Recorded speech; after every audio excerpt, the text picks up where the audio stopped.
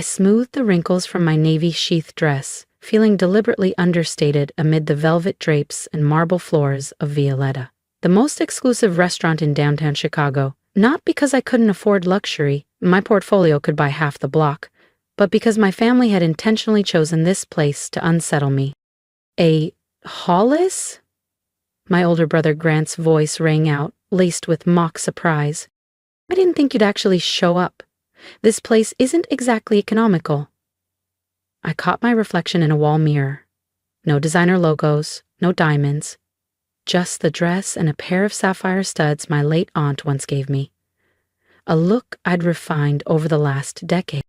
I'll manage, I replied quietly, watching Grant share a smug glance with his wife, Celeste. As the maître d' guided us to our table, I overheard Celeste mutter to my mother, "I told you we should have picked something more budget-friendly for her. If only they knew I owned a controlling stake in the hospitality group that bought Violetta last spring."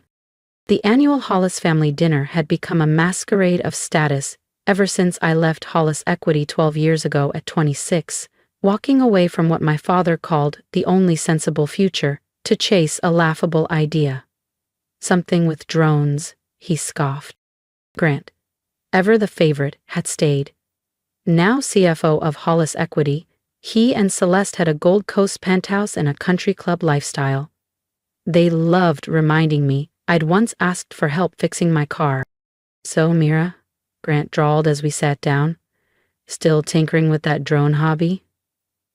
I sipped my wine, remembering the urgent proposal Hollis Equity had sent that morning, begging Artemis Airtech for a logistics contract. "Something like that," I replied.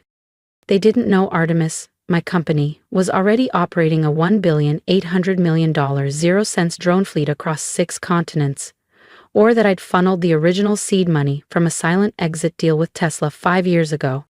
Only my aunt had known. "Let them talk," she once said. "Just make sure you're the one signing the checks later." "She still drives that rust bucket Honda," Celeste snickered. If only she knew I'd landed my Gulfstream 2 hours ago.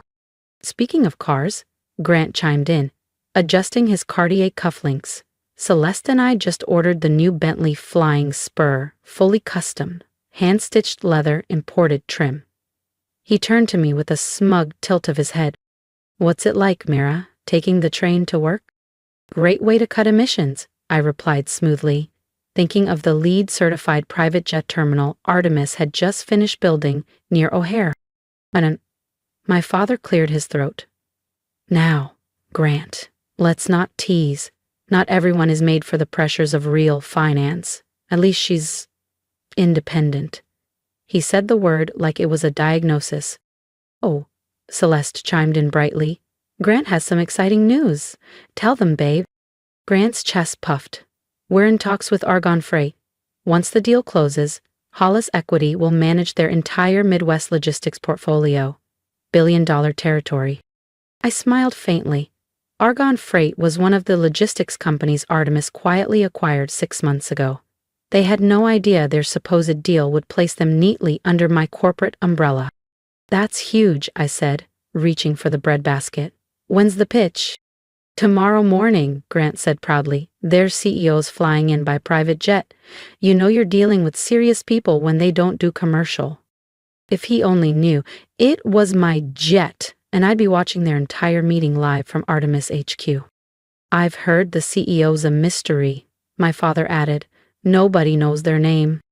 "That's what high-level business looks like," Grant said with a smug smile.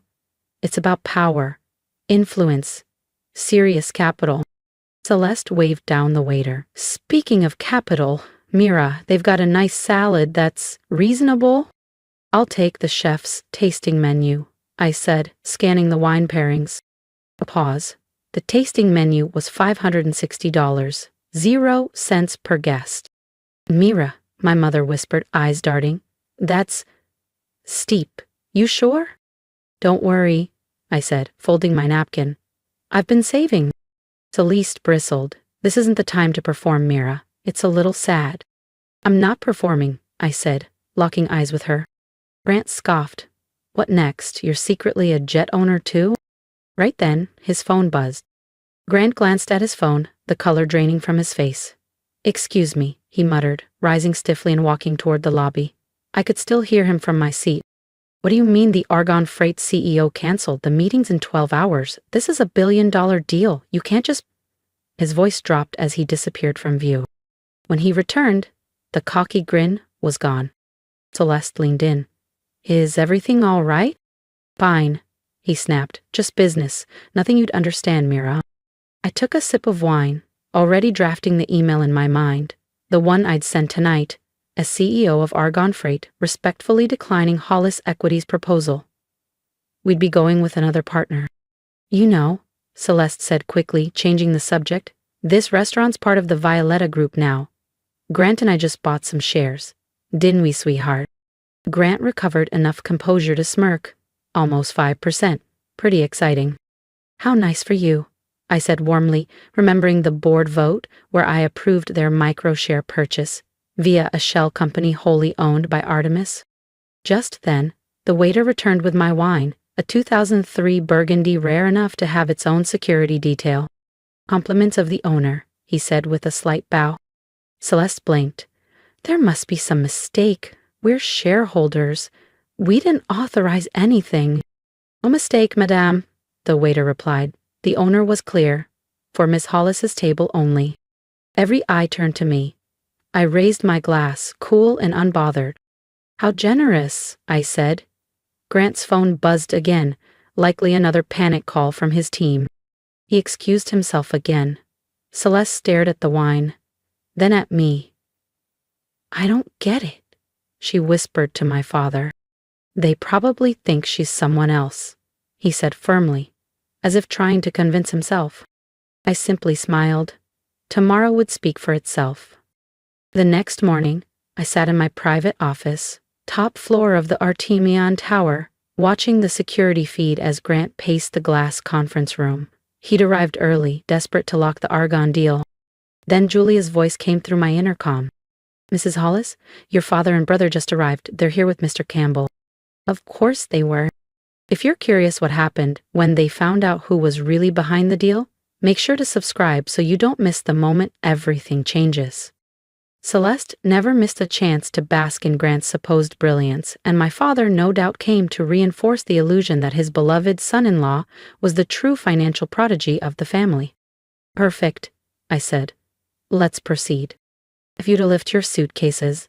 I opened my laptop, fingers gliding over the keyboard as I scheduled the email to send in precisely 10 minutes. Subject: East Coast Operations Proposal. Dear Mr. Campbell, after careful consideration, Argon Freight has decided to explore other strategic partnerships for our regional expansion. While we appreciate Hollis Equity's interest, we believe our long-term goals are better aligned elsewhere. Best regards, Mira Hollis, CEO, Argon Freight. 10 years of being overlooked, mocked, underestimated. While they laughed, I built, acquired, dominated. That chapter ended today. On my security feed, more figures entered the glass-walled conference room. Celeste was straightening Grant's tie like a campaign manager before a debate. My father sat at the head of the table, oozing smugness. Then Julia's voice returned. "The Argon team has arrived. Shall I send them in?" "Please." On screen, 3 of my top execs entered. Grant sprang to his feet. "Welcome! We've been so eager to—" "Wait, where's your CEO?" David Chen, my COO, gave a professional smile. "Miss Hollis sends her regards. She's decided to handle the matter differently." "Mira Hollis?" Celeste said, her voice laced with confusion. Right on cue, Grant's phone vibrated. I watched him read the email, watched his expression collapse. This can't be real," he stammered. "They're rejecting us?" "Perhaps," David said evenly. "You should ask Mira." Silence. Celeste gave a strained laugh. "Mira? What's she got to do with any of this? She can barely afford her dinner order." David tapped his tablet, projecting a summary onto the conference screen. Mira Hollis, founder and CEO of Artemis Holdings, owner of Argon Freight, Violetta Group, and 60-plus subsidiaries. Estimated net worth $8.2 billion, 0 cents. I stepped through the door. The silence cracked like glass. Celeste looked like her face had been drained of color. Grant sank into his seat. My father was motionless. "Good morning," I said, smiling. "I believe we need to have a serious conversation about your conduct, Grant," I said calmly. Celeste's voice cracked. This is impossible. You drive a Honda. You borrowed money for a repair." "Actually," I corrected her, "I own the dealership that services that car. The loan story? Just amusing." Grant's voice finally returned. "But Argonne Freight? The jet? The building?" "Yes," I said, lips curling into a smile. "The private jet you couldn't stop bragging about? It's part of my personal fleet. Would you like a tour? It's at my terminal. Artemis Aviation built it last year." That finally broke my father's silence. "So, all this time, you've been building an empire." I met his stunned gaze. "While you were busy mocking my little drone hobby, I was becoming one of the largest private investors in the U.S. I turned toward the floor-to-ceiling windows, letting the skyline speak for me. "That restaurant you just bought shares in? I own 40% of the group. That office tower Hollis Equity leases space from? I bought it last spring. That private jet firm you desperately need? Just one arm of my aerospace division." Celeste had started to cry. Her mascara streaked in black lines down her face. "Why didn't you tell us?" I turned back. "Would you have believed me? You all decided I was the family embarrassment. It was easier to let you think that while I built something you couldn't even imagine." "Now listen here," my father snapped, clinging to whatever authority he had left. "No," I interrupted. "You don't get to play family now. Not after a decade of watching them humiliate me at every turn." I picked up a folder from the table. "Let's talk about Hollis Equity." Grant stiffened. "My team discovered some creative accounting in your recent filings. Care to explain?" Grant's face strained. Celeste turned sharply toward him. "What accounting?" "Ooh, the usual inflated margins, off-book transfers, and about $3,400,000 0 cents quietly redirected to a Cayman account." "You've been investigating us?" my father asked, voice rising. "Of course. I vet every potential partner," I said coolly. David stepped forward and handed each of them a copy of the report. "You'll find all the details inside, including that Cayman transaction, Grant." Celeste snatched her copy, hands trembling. "Grant, what is she talking about?" Celeste's voice cracked in disbelief. But Grant didn't answer. He stared blankly at the report, shoulders slumped. He knew every word was true. "Here's what's going to happen," I said, stepping forward. "Grant will resign from Hollis Equity, effective immediately. If he does so quietly, this report stays confidential." "And if he doesn't?" Celeste asked, her voice shaking. I gave a small shrug. "Well, the SEC tends to find this sort of documentation fascinating."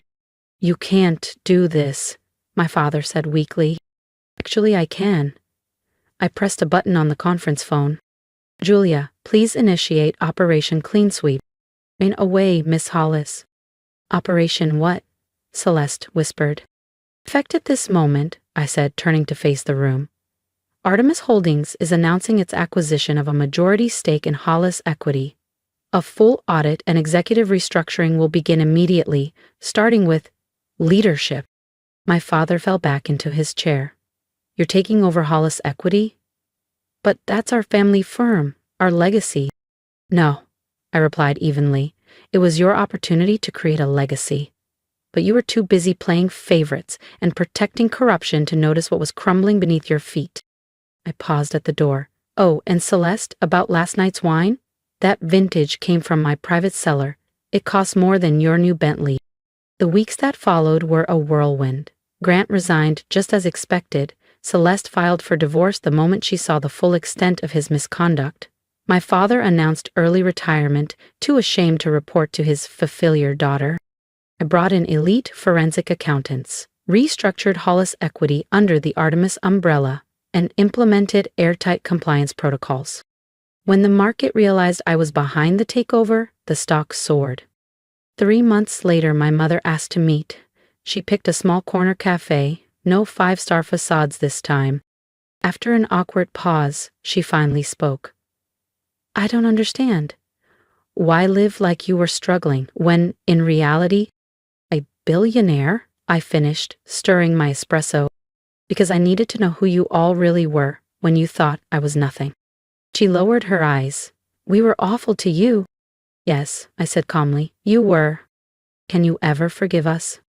I looked at her, unflinching. Forgiveness isn't the issue, Mom, I said quietly. It's trust.